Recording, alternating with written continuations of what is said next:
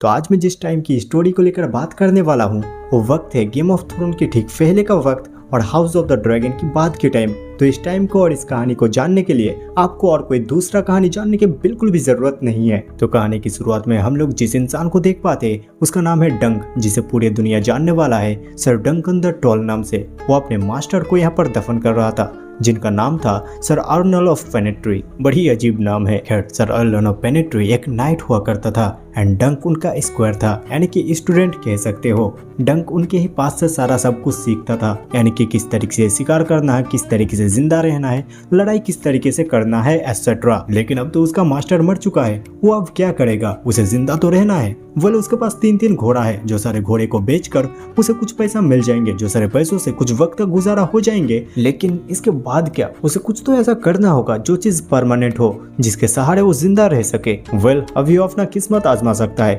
यासफोर्ट नाम की एक जगह पर प्रतियोगिता हो रहा है जहाँ पर जीतने से उसे बहुत सारा प्राइज मिल सकता है एंड वो सारे पैसों से अच्छा खासा उसका गुजारा चल जाएंगे। तो डंक अपना किस्मत आजमाने के लिए सीधा निकल जाता है एयरपोर्ट की तरफ, जहाँ पर उसे सामने दिखाई देता है एक इन, जिसके बाहर एक छोटा सा बच्चा उसे देखने के लिए मिलता है। ये शायद से कोई हॉर्स कीपर होगा। और यहाँ पर डंक जैसे ही इनके अंदर आता है, यहाँ की जो इन कीपर होते हैं वो देख कर ही समझ जाता है इस आदमी को बहुत सारा खाने की जरूरत पड़ने वाला है। मतलब इस चीज को अब इस पूरी सीरीज के अंदर देखने वाले हैं। डंक के इस हाइट को लेकर या तो कोई इंसान तारीफ कर रहा है या फिर कोई इंसान गाली दे रहा है। खैर, यहाँ पर डंक की मुलाकात होता है एक नशेड़ी इंसान से जो नशे में धुत होकर डूबा हुआ था। लेकिन यहाँ पर ये इंसान अबे ही कोई इंसान नहीं है। ये अपने पॉकेट से जो कॉइन निकल कर देता है, उस कॉइन पर टारगेरियन फैमिली की निशान था। इसका मतलब ये है कि ये भी एक टारगेरियन है। अभी इस दुनिया पर टारगेरियन फैमिली का ही राज चल रहा है, लेकिन ये किंगडम बहुत ही जल्दी खत्म होने वाला है। मतलब वही 80-90 साल के अंदर ये फैमिली पूरी तरीके से खत्म हो जाएंगे, क्योंकि ये टारगेरियन फैमिली जिसके बलबूते पर पूरे वेस्टरोस के ऊपर राज किया करता था, वो चीज था ड्रैगन। और पूरी ही फैमिली सत्ता के लालच में आकर एक दूसरे के साथ ही लड़ाई करके इस दुनिया से सारे ड्रैगन को खत्म कर दिया है। डंकन अपने रात के डिनर खत्म करने के बाद अपने घोड़े के पास लौट कर आता है, तब वो देखता है उस छोटे बच्चे को अपने घोड़े के ऊपर बैठे हुए। ऊपर से डंकन की सारे आर्मर भी वो छोटा सा बच्चा पहना हुआ था एंड ये सारी चीजों को देखकर डंकन थोड़ी सी गुस्सा हो जाता है। लेकिन यहाँ पर ये बच्चा डंकन की स्क्वायर बनना चाहता है और इस बात के ऊपर डंकन इस बच्चे को मना कर देता है और डंकन यहाँ से एस्फोर्ट की तरफ निकल जाता है। और एक लंबा सफर के बाद डंकन फाइनली एस्फोर्ट पर पहुंच जाता है और यहाँ पर पहुंचने के बाद वो यहाँ की गेम मास्टर के साथ मुलाकात करता है। लेकिन एक गेम मास्टर डंकन की नाम लेना नहीं चाहता है, क्योंकि इस खेल को देखने के लिए आएंगे राज दरबार के बड़े बड़े लोग और यही कारण के चलते इस खेल के अंदर उन्हीं लोग का नाम लिया जाएगा जो सारे लोग नाइट है और राज दरबार के साथ ताल्लुक रखते हैं और उसके ही साथ इस देश में काफी ज्यादा फेमस है। लेकिन डंकन को तो इस देश में कोई भी नहीं पहचानता है। इसी कारण से डंकन कहता है वो एक नाइट है और उसका मास्टर था सर अर्लन ऑफ फेनेट्री, जो मरने से ठीक पहले डंकन को नाइट बनाया था। लेकिन एक गेम मास्टर सर अर्लन ऑफ फेनेट्री को नहीं जानता है। मतलब लिटरली जिस तरीके से सर अर्लन ऑफ फेनेट्री डंकन को खुद के बारे में कहानी बताया करता था कि उन्होंने किस तरीके से कितने सारे वॉर लड़े हैं और वो कितने महान वॉरियर थे। खैर, एक गेम मास्टर डंकन को कहता है इस राज दरबार के अगर कोई भी इंसान सर अर्लन ऑफ फेनेट्री को जानता है और इस इंसान को अगर ढूंढकर इस गेम मास्टर के सामने डंकन लेकर आता है तो फिर इस गेम के अंदर एक गेम मास्टर डंकन का नाम ले लेगा। तो डंकन यहाँ से निकल जाता है डंडेरियन फैमिली को ढूंढने के लिए, क्योंकि सर अर्लन ऑफ फेनेट्री हाउस ऑफ डेंडेरियन के लिए वॉर लड़ चुके हैं। तो मे भी हाउस ऑफ डेंडेरियन के कोई भी लोग सर अर्लन ऑफ फेनेट्री को पहचानता होगा। दरअसल इस टाइम पर डेंडेरियन हाउस की जो किंग है उसका नाम है मैनफ्रेड डेंडेरियन और ये इंसान हमेशा ही दिन भर प्रोस्टिट्यूट और औरतों के साथ मजे करता है और दिन भर सोते रहता है। तो इस टाइम पर मैनफ्रेड के साथ डंकन तो मुलाकात नहीं कर सकता है। ऊपर से यहाँ पर 2 प्रोस्टिट्यूट बैठी हुई थी जिन दोनों के नाम थी पियोनी और रे। ये दोनों यहाँ पर डंकन को हेज नाइट कहकर बुलाती है। इसका मतलब होता है जिस नाइट के पास कोई भी राजा नहीं है सर्व करने के लिए, यानी कि गरीब नाइट। मतलब तुम इस शब्द को एक तरीके का गाली ही कह सकते हो। खैर, डंकन यहाँ पर इंतजार करता है और यहाँ पर देख पाते हैं सर स्टीफन फॉसवे को, जो अपने नेफ्यू रेमन फॉसवे के साथ फाइट कर रहा था। सर स्टीफन फॉसवे थोड़ा सा एग्रेसिव माइंड के होते हैं, इसी कारण से उनकी बात करने की तमीज भी थोड़ी सी खराब होता है। मतलब यहाँ पर डंकन को देखकर ही उसके हाइट को लेकर मजाक उड़ा देता है और उसके साथ उसे फाइट करने के लिए भी बुलाता है। खैर, रात का टाइम हो जाता है और डंकन सर मैनफ्रेड डेंडेरियन के साथ मिलने के लिए जाता है और मैनफ्रेड अभी तक सोया हुआ है। मतलब डंकन मैनफ्रेड के साथ अभी भी मुलाकात नहीं कर सकता है। खैर पास में एक प्ले चल रहा था एंड उस प्ले को डंकन देखना शुरू कर देता है और इसी जगह पर डंकन को मिल जाता है रेमन फॉसवे। रेमन फॉसवे काफी अच्छा लड़का होता है, इसी कारण से डंकन को खाने के लिए भी पूछता है और डंकन को लेकर जाता है सर लियोनेल बैराथियन की एक फीस्ट के जगह पर, जहाँ पर बहुत सारे लोगों की खाना पीने की व्यवस्था किया हुआ था। सर लियोनेल बैराथियन काफी हैप्पी इंसान होता है और डंकन के साथ हद से ज्यादा फ्रेंडली होता है।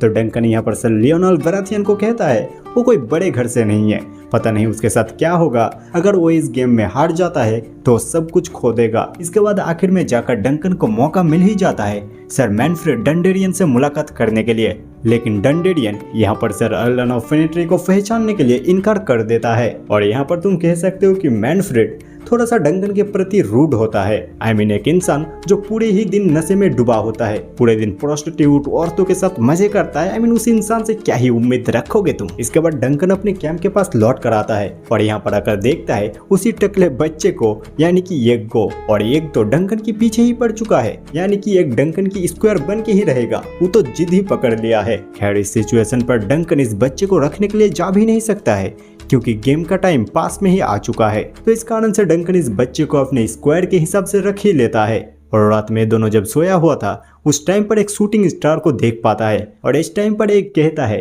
अगर शूटिंग स्टार से कुछ विश मांगा जाए तो इस पूरा हो जाता है। तो यहाँ पर सर डंकन एक विश चाहना तो नहीं चाहता है, लेकिन खैर वो चाह ही लेता है। खैर अगले दिन सुबह उठकर डंकन हर एक नोवेल हाउस के पास जाता है और सर अर्लन ऑफ फेनेट्री के बारे में पूछता है, लेकिन कोई भी नोवेल हाउस सर अर्लन ऑफ फेनेट्री को नहीं जानता है। आखिर में वो लियो टेरल के पास भी जाता है, लेकिन लियो टेरल भी सर अर्लन ऑफ फेनेट्री को नहीं जानता है। लेकिन डंकन के मुताबिक सर अर्लन ऑफ फेनेट्री बहुत ही अच्छा एक नाइट थे। वो जो भी पैसा कमाता था वो सारे पैसा गरीबों में दान कर दिया करता था। वो कभी भी कोई भी पेड़ के नीचे रह लेता था या कभी भी खुले आसमान के नीचे। इसके बावजूद भी सर अर्लन ऑफ फेनेट्री को कोई भी नहीं जानता है। यहाँ पर तो एक कह ही देता है शायद से सर अर्लन ऑफ फेनेट्री कोई अच्छा नाइट नहीं थे, लेकिन डंकन इस बात को मानने के लिए बिल्कुल भी राजी नहीं होता है। खैर यही सारे बातों के बीच में यहाँ पर हाउस टारगेरियन आता है और हाउस टारगेरियन काफी ह्यूज होता है। इनकी यहाँ पर वेलकमिंग भी, इनकी यहाँ पर एंट्री भी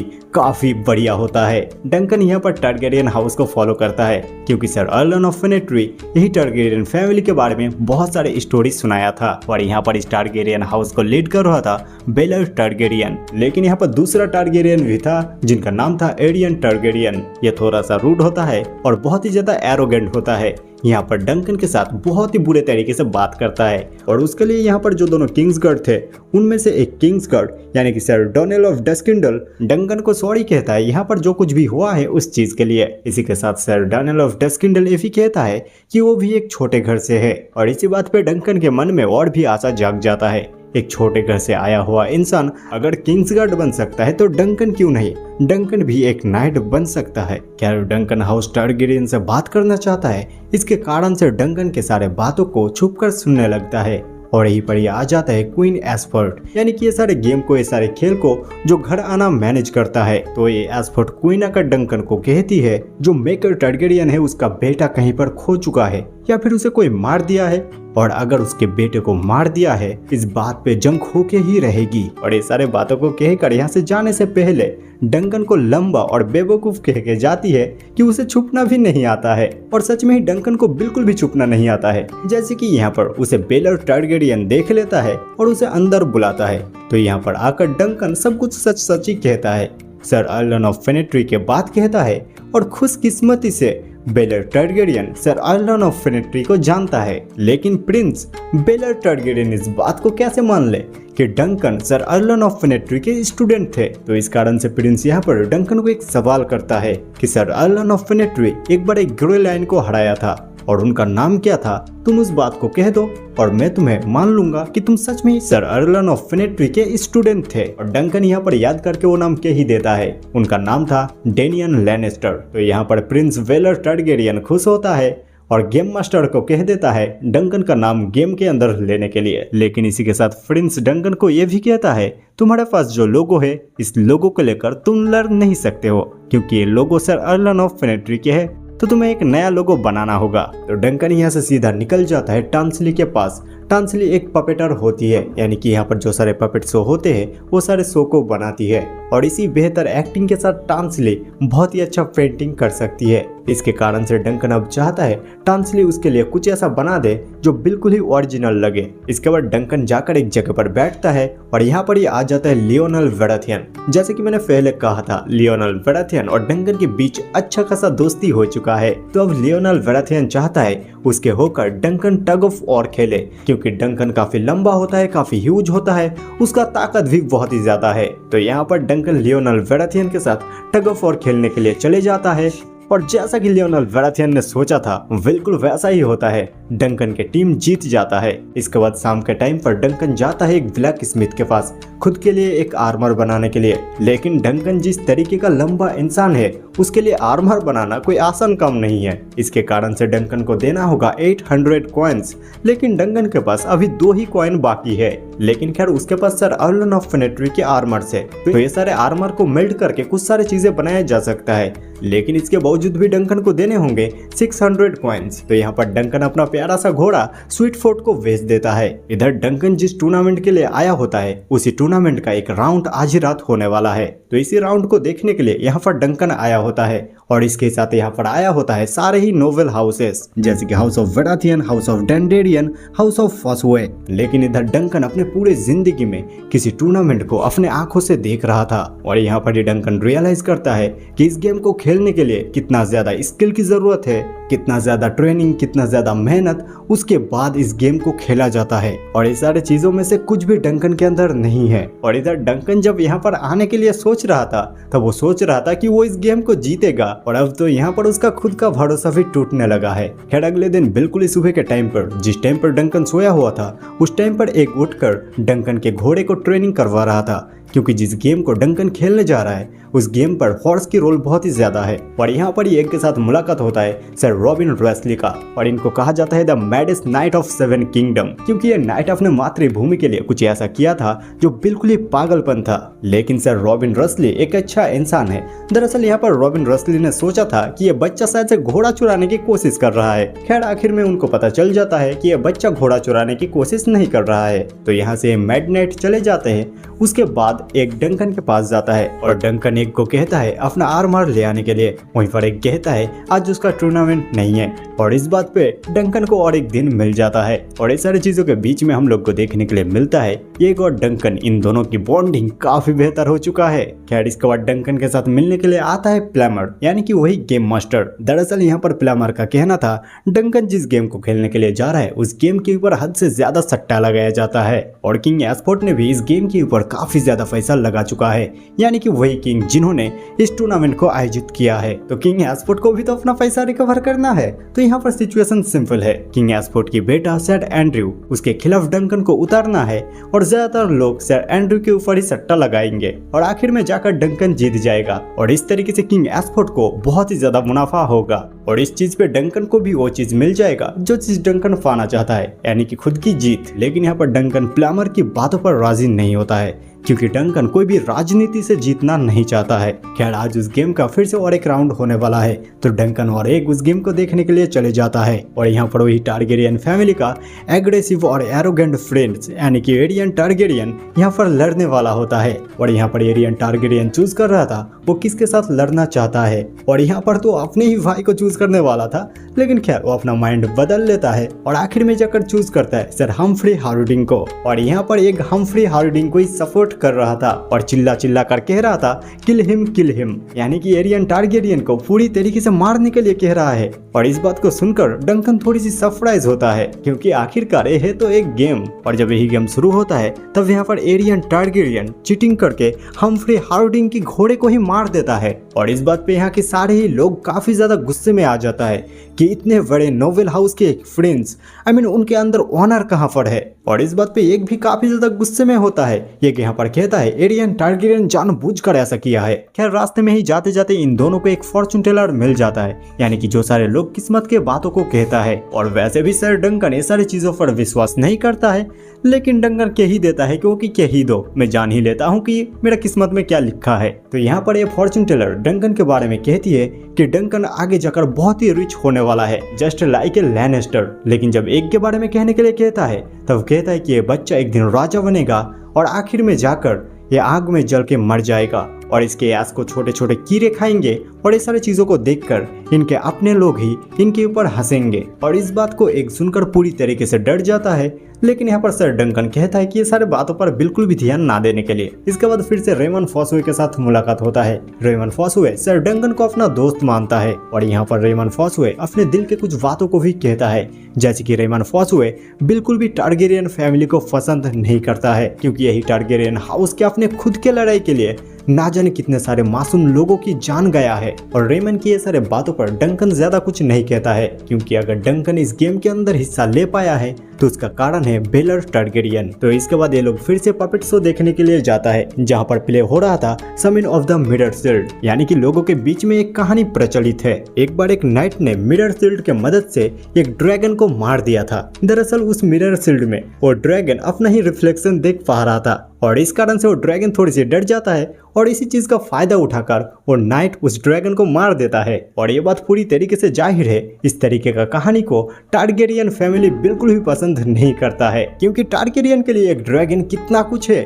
और इस तरीके से स्टूपिडली अगर कोई ड्रैगन को मार देता है तो ये नो डाउट ड्रैगन का इंसल्ट करना हुआ। तो यहाँ पर वही एरोगेंट टारगेरियन यानी कि एरियन टारगेरियन था और एरियन टारगेरियन यहाँ पर जो पपेट शो चलाती है यानी कि टेंसल नाम की वो लड़की उसकी उंगली तोड़ने की कोशिश करता है। और यहाँ पर ही आ जाता है डंक और डंक आकर एरियन टारगेरियन को बहुत ही ज्यादा मारता है। और यहाँ पर सर डंकन ने बहुत ही बड़ा गलती कर दिया है, क्योंकि उसने एक टारगेरियन प्रिंस के ऊपर हाथ उठाया है। तो इसके कारण से यहाँ पर डंकन को पकड़ लिया जाता है और एग आकर डंकन को छोड़ने के लिए कहता है, क्योंकि एग का और एक नाम है और उसका पूरा नाम है एगन टारगेरियन, यानी कि एरन टारगेरियन की छोटा भाई। और मैंने पहले कहा था ना, मेकर टारगेरियन का बेटा खो चुका है, उसका खोया हुआ बेटा एग है। खैर यहाँ पर डंकन को जेल में बंद कर दिया जाता है और उसके साथ एग मिलने के लिए आता है। और एग अपने सर पे बाल क्यों नहीं रखता? दरअसल वो अपने बड़े भाई एरन टारगेरियन को काफी ज्यादा हेट करता है, इसके ही कारण से वो अपने सर में बाल नहीं रखता है, क्योंकि इस चीज पे वो अपने बड़े भाई से थोड़ी सी अलग दिखता है। लेकिन जो कुछ भी हो चुका है इस सारी चीजों को ठीक तो करना होगा। बेलर टारगेरियन थोड़ी सी समझदार है, इस सारी चीजों को समझता है कि यहाँ पर एरन टारगेरियन का ही गलती था। लेकिन डंकन को इस तरीके से ऐसे ही छोड़ भी तो नहीं सकता, क्योंकि टारगेरियन फैमिली का इज्जत है। अगर डंकन को इस तरीके से ऐसे ही छोड़ दिया जाएगा तो लोग क्या कहेंगे? तो यहाँ पर बेलर टारगेरियन डंकन को सलाह देता है ट्रायल बाय कॉम्बैट चूज करने के लिए, यानी कि वो एरन टारगेरियन के साथ फाइट करेगा और फाइट ही फैसला करेगा कि कौन दोषी है। तो फाइनली सारे लॉर्ड आ जाता है और जजमेंट शुरू होता है और डंकन उसी तरीके से ट्रायल बाय कॉम्बैट चूज करता है। लेकिन एरन टारगेरियन डंकन से डरता है, इसके कारण से वो चूज करता है ट्रायल ऑफ 7, यानी कि इस तरफ भी 7 योद्धा उस तरफ भी 7 योद्धा, और इस तरीके दोनों के बीच में फाइट होगा और जो भी हारेगा वही गिल्टी माना जाएगा। लेकिन डंकन और भी 6 योद्धा को कहां से लेकर आएगा? यहाँ पर ही आता है रेमन फॉसवे, उसका बड़ा भाई है ना सर स्टीफन फॉसवे, थोड़ा सा रूड है, लेकिन वो डंकन के ग्रुप में आने के लिए राजी हो जाता है, क्योंकि ये जो फॉसवे फैमिली है वो हाउस ऑफ ड्रैगन को काफी ज्यादा नफरत करता है। और इसके बाद यहाँ पर डंकन के साथ मिलने के लिए आता है एग, और एक के साथ आया होता है डेरन टारगेरियन, जो एक का और एक भाई है। और डेरन टारगेरियन को डंक तो पहले भी देख चुका है। डंकन जब एयरपोर्ट आ रहा था तब आने के रास्ते पर वो एक इन के अंदर रुका था, और उसी इन के अंदर यही तो था जो नशे में डूबा हुआ टारगेरियन था। दरअसल डेरन टारगेरियन और उसके छोटे भाई एग, इन दोनों को यहाँ पर भेजा गया था इस गेम के अंदर हिस्सा लेने के लिए। लेकिन डेरन टारगेरियन इस गेम के अंदर हिस्सा लेना नहीं चाहता था, इसके कारण से बीच रास्ते से ही वो भाग चुका था और एक आखिर में आकर डंकन की स्क्वायर बन जाता है। लेकिन ये सारी चीजों के बीच में डेरन टारगेरियन कहता है डंकन को उसने अपने सपने में देखा है। दरअसल ऐसे कुछ टारगेरियन है जो सर टारगेरियन ड्रैगन ड्रीम्स देख सकता है, और ये सारे ड्रीम उस तरीके से स्पष्ट तो नहीं होता है, लेकिन डेरन टारगेरियन ने जो देखा है वो ये है कि डंकन के सामने बहुत ही तेजी के साथ आग जल रहा था और एक ड्रैगन मरा हुआ लाश होकर नीचे गिरता है। और ये चीज कब कैसे किस तरीके से होगा डेरन टारगेरियन को जरा सा भी अंदाजा नहीं होता है। लेकिन ये चीज उसने अपने सपने में देखा है। खैर जो भी है, इसके बाद डंकन जाता है ब्लैक स्मिथ के पास, यानी कि जिसको अपना आर्मर बनाने के लिए दिया था। यहाँ से वो अपना आर्मर लेता है, उसके बाद जाता है टेनेस्ली के पास, यानी कि जिस लड़की को बचाने के लिए उसने एरन टारगेरियन के ऊपर हाथ उठाया था और ये सारा कांड हुआ है। खैर टेनेस्ली डंकन के शील्ड के ऊपर बहुत ही अच्छी तरीके से पेंट करी होती है और यहाँ पर एक कलर ड्राइंग डंकन के पर्सनैलिटी के साथ बहुत ही अच्छी तरीके से मैच होता है। खैर इधर ट्रायल ऑफ 7 के वक्त बहुत ही करीब आ चुका है और इधर डंकन अपने वॉरियर भी जमा नहीं कर पाया है और वैसे भी डंकन की तरफ से लड़ने के लिए ज्यादा वॉरियर था ही नहीं, ऊपर से रात में एक पॉलिटिक्स हो चुका है। दरअसल जो रेमन फॉसवे का कजन ब्रदर है, यानी कि सर स्टीफन फॉसवे, रात में डंकन को तो कहा था वो उसके तरफ से ही लड़ेगा, लेकिन अब स्टीफन फॉसवे एरन टारगेरियन के तरफ से लड़ रहा है। इस चीज को देखकर रेमन फॉसवे को काफी गुस्सा आता है, तो डंकन को जाकर कहता है उसे भी नाइट बनाने के लिए, और यहाँ पर डंकन के पास भी ज्यादा ऑप्शन नहीं था, तो इसके कारण से वो यहाँ पर रेमन फॉसवे को एक नाइट घोषित कर देता है। यही सारी चीजों के बीच में सर रॉबिन रैसली भी आ जाता है डंकन की तरफ से लड़ने के लिए, यानी कि जिनको कहा जाता है द मैड नाइट, और इनके साथ आ जाता है और भी दोनों भाई सर हम्फ्री वेसबुरी और सर हम्फ्री हार्डिंग। और तुम लोग तो सर हम्फ्री हार्डिंग को जानते ही होंगे, यानी कि एरन टारगेरियन खेल के दौरान जिनके घोड़े को मार दिया था, लेकिन अभी भी सर डंकन को और भी दो नाइट और भी दो वॉरियर की जरूरत है। और तभी यहाँ पर डंकन की सबसे पहला दोस्त आता है सर लियोनल वेराथियन, और ये सारे लोगों को मिलाकर अभी भी डंकन को और एक नाइट की जरूरत है। और इधर ट्रायल ऑफ 7 की वक्त गुजरता जा रहा था, तो यहाँ पर डंकन चिल्लाने लगता है कि यहाँ पर कोई भी नाइट नहीं है, यहाँ पर कोई भी वॉरियर नहीं है जो सच के लिए और न्याय के लिए यहाँ पर लड़ने के लिए आए। और जैसे कि हम लोग शुरुआत से ही देखते हुए आ रहे थे, वेलर टारगेरियन हमेशा ही सही सिद्धांत लेता है, और सच में ही वेलर टारगेरियन सचमुच का एक अच्छा इंसान है। तो यहाँ पर वो आ जाता है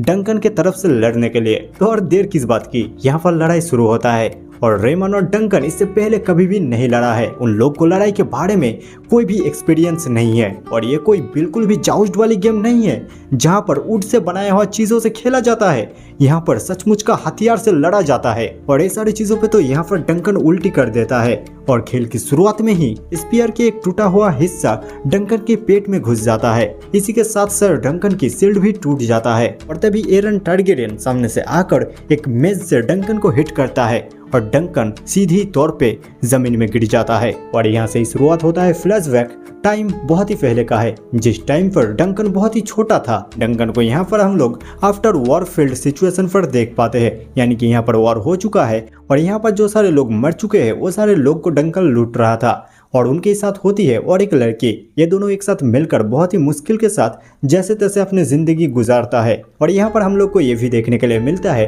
डंकन के साथ यहाँ पर जो लड़की होती है वो डंकन से काफी ज्यादा समझदार होती है। जैसे कि ये लड़की कहती है इस तरीके का वॉर कभी भी खत्म नहीं होंगे, और हम लोग तब तक ये सारे चीजों से छुटकारा नहीं पा सकते हैं जब तक हम लोग ये सारे जगह को छोड़कर नहीं जाते हैं। और ये दोनों जब सिटी के अंदर आता है तभी इन लोगों के सामना होता है एक सिटी वॉच से, और ये सिटी वॉच इन सारे बच्चे से इनका ही पैसा लूट रहा था। लेकिन ये लड़की भी काफी तेज होती है, इसके कारण से उसी सिटी वॉच का उसका ही बटुआ मार लेती है। तो इस बात पे सिटी वॉच काफी ज्यादा गुस्सा हो जाता है और इस लड़की को पकड़ता है और इसे यहाँ पर ही मार डालता है। एंड ऑब्वियसली डंकन इस सिटी वॉच से लड़ नहीं सकता है। इसके बावजूद भी डंकन अपने तरफ से पूरी ही कोशिश करता है, और तभी यहाँ पर आ जाता है सर अल्लन ऑफ फेनेट्री, और सर अल्लन ऑफ फेनेट्री आकर डंकन को बचा लेता है और इस सारे सिटी वॉच को हद से ज्यादा मारता है। और हालांकि यहाँ पर सर अल्लन ऑफ फेनेट्री नशे में था, इसके बावजूद भी जिस तरीके से वो फाइट करता है, डंकन के आंखों में सर अल्लन ऑफ फेनेट्री बिल्कुल हीरो बन जाता है। लेकिन खैर इधर डंकन की एकमात्र साथी वो भी मारा जा चुकी है, तो डंकन के लिए करने के लिए अब कुछ भी नहीं है। तो इसके कारण से डंकन सर अल्लन ऑफ फेनेट्री को फॉलो करना शुरू कर देता है, और सर अल्लन ऑफ फेनेट्री हद से ज्यादा अजीब इंसान है। हमेशा ही नशे में रहता है, पता नहीं क्या करता है, कभी कभी खुद ही अकेला ही चिल्लाता है और खुद ही ट्रेनिंग करता है। और सर अल्लन जहाँ पर ही जाता है उसके पीछे पीछे डंकन उसी जगह पर आ जाता है, और इस तरीके से फॉलो करते करते एक टाइम के बाद डंकन बीमार हो जाता है। और तभी सर अल्लन उसके पास आता है और उसे कहता है वेक अप, यानी कि डंकन को उठने के लिए कहता है और इसके बाद से सर अर्लन ऑफ फेनेट्री और डंकन की कहानी शुरू होता है। और आज इस टाइम पर आकर जब एरन टारगेरियन उसे नीचे गिरा चुका है तब डंकन के कान में बस सर अर्लन ऑफ फेनेट्री के वही शब्द गूंज रहा है। यहाँ पर डंकन होश में आता है और पूरी तरीके से लड़ने की कोशिश करता है, लेकिन डंकन के पास कोई भी स्किल नहीं है लड़ने के लिए। डंकन के पास जो चीज़ है सिर्फ और सिर्फ उसका रॉ स्ट्रेंथ, और इसी कारण से डंकन यहाँ पर काफ़ी ज़्यादा घायल हो जाता है और यहाँ पर एरन के साथ काफ़ी ज़्यादा फाइट भी करता है और आखिर में जाकर इतना ज़्यादा एरन को मारता है कि वो अगर चाहता तो यहाँ पर एरन टारगेरियन को पूरी तरीके से मार सकता था, लेकिन डंकन ऐसा नहीं करता है, बल्कि वो एरन टारगेरियन को खींचते हुए जज के सामने लेकर जाता है और जज के सामने जाकर सारे एक्यूजेशन को ऊपर लेने के लिए कहता है। और यहाँ पर बातों के अनुसार एरन टारगेरियन अपने सारे एक्यूजेशन को विड्रॉ कर लेता है और यहाँ पर जीत जाता है डंकन। लेकिन इस लड़ाई में हिस्सा लेने वाले सभी लोग जख्मी हुए हैं और कुछ लोग लड़ाई की शुरुआत में ही अपना जान गंवा चुका है। खैर यहाँ पर डंकन भी काफी ज्यादा घायल हुआ है और यहाँ पर यह आता है वेलर टारगेरियन डंकन के साथ कुछ बात करने के लिए, और तभी वेलर टारगेरियन को देखकर पता चलता है वो कुछ ठीक नहीं है। और जैसे ही उनके सर से उनकी सर की मुकुट को निकाला जाता है उनके ब्रेन पूरी तरीके से खुल जाता है और यहाँ पर वेलर टारगेरियन जमीन पर गिर जाता है और यहाँ पर इनका जिंदा बचना नामुमकिन है। तो यहाँ पर वेलर टारगेरियन मर जाता है। उसके बाद उनका फ्यूनरल होता है और उस टाइम पर वेलर टारगेरियन का बेटा डंकन को एक ही बात कहता है, आखिरकार उनके ही पिता क्यों, जिसके लिए उसका पिता लड़ा है वो तो जिंदा है। और डंकन इस बात को पूरी तरीके से समझता है कि बहुत सारे लोग इस बात को सोचते हैं कि शायद से वेलर टारगेरियन के मौत के पीछे डंकन का ही हाथ है। आखिरकार एक प्रिंस के मौत एक हेज नाइट के जान बचाने के लिए, उसके साथ लड़ाई में हिस्सा लेने के लिए। खैर इसके बाद हम लोग डंकन को देख पाते हैं लियोनल वेराथियन के साथ, जबकि लियोनल वेराथियन और डंकन का बहुत ही अच्छा दोस्ती हो चुका है और अब लियोनल वेराथियन चाहता है कि डंकन भी उसके साथ आए, लेकिन डंकन लियोनल वेराथियन को मना कर देता है क्योंकि डंकन को लगता है कि वो एक अभिशाप है।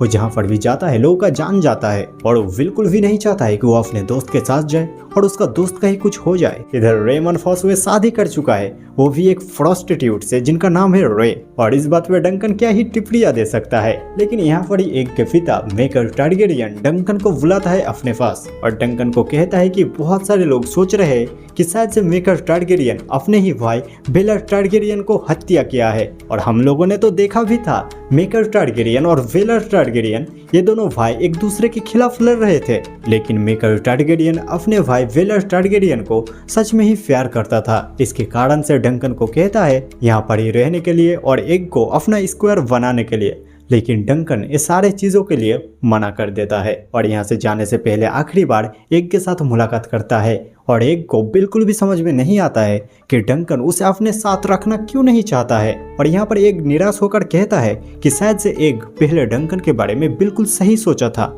शायद से डंकन सचमुच का नाइट है ही नहीं। और इस बात पे हम लोग उस टाइम का फ्लैशबैक को देख पाते हैं जिस टाइम पर सर अर्लन ऑफ फेनेट्री डंकन को फेनेट्री नामक उस ट्री के बारे में कहानी सुना रहा था। दरअसल जब भी किसी नाइट को और के लिए बुलावा आता है तब वो नाइट फेनेट्री पर एक पिन सेव करके जाता है ताकि वो और से लौटने के बाद उस फेनेट्री से उस पिन को ले सके, लेकिन ना तो कोई नाइट वापस आता है और ना तो इस फेनेट्री से कोई भी पिन कोई उठाकर ले जाता है। तो अब उस फेनेट्री पर कोई भी जगह बचा ही नहीं है एक भी पिन स्ट्रैप करने के लिए। और जब सर अर्लन ऑफ फेनेट्री डंकन को इस कहानी को सुना रहा था तब डंकन बार बार पूछने की कोशिश करता है आखिरकार सर अर्लन डंकन को एक नाइट क्यों नहीं बनाता है, क्योंकि एक नाइट एक दूसरे इंसान को नाइट बना सकता है, लेकिन सर अर्लन शायद से डंकन को कभी भी एक नाइट बनाया ही नहीं था। यानी कि डंकन अभी तक सबको बस एक बनाई हुई कहानी सुना रहा था, लेकिन सर डंकन हमेशा ही अपने आप को एक नाइट मानता हुआ आया है और वो इसी बात पे विश्वास करता है। इधर मेकर टारगेरियन को डंकन कह देता है अगर एग को उसके साथ आना है तो डंकन जिस तरीके से रहेगा एग को भी उसी तरीके से रहना होगा, और डंकन बस अबे ही इधर उधर घूमना चाहता है, यानी कि जिस तरीके से सर अर्लन ऑफ फेनेट्री घूमा करता था, सर अर्लन ऑफ फेनेट्री जिस तरीके से रहता था डंकन भी उसी तरीके से रहेगा। और मेकर टारगेरियन बिल्कुल भी नहीं चाहेगा कि उसका बेटा, एक राज दरबार का बेटा, इस तरीके से जिंदगी बिताए। इधर रेमन फॉसवेस स्वीट फोर्स्ट नाम की उस घोड़े को, यानी कि जिस घोड़े को डंकन ने बेच दिया था, उस घोड़े को डंकन के पास लेकर आया है डंकन को देने के लिए। लेकिन इस घोड़े को सर डंकन नहीं लेता है और रेमन को ही एक घोड़ा दे देता है। और रेमन ने भी सर डंकन के पास से यही जेस्चर एक्सपेक्ट किया था। और डंकन यहाँ से निकलने ही वाला था, तभी आ जाता है यहाँ पर एग, और एग आकर कहता है कि उसका पिता राजी हो चुका है। तो एग और डंकन निकल जाता है अपनी एक नई सफर में। और सर अर्लन ऑफ फेनेट्री का स्प्रिट भी इन दोनों से अब अलग हो जाता है। और इधर मेकर टारगेरियन फिर से परेशान हो चुका है क्योंकि उसका छोटा बेटा फिर से कहीं पर गुम हो चुका है। और इस चीज का सीधा सही मतलब ये है कि एग ने झूठ कहा था, यानी कि मेकर टारगेरियन सर डंकन के प्रपोजल पर राजी नहीं हुआ था। और यहाँ पर ये वंडरफुल स्टोरी खत्म होता है। और आपसे मिलता हूँ मैं नेक्स्ट वीडियो पर। टाटा।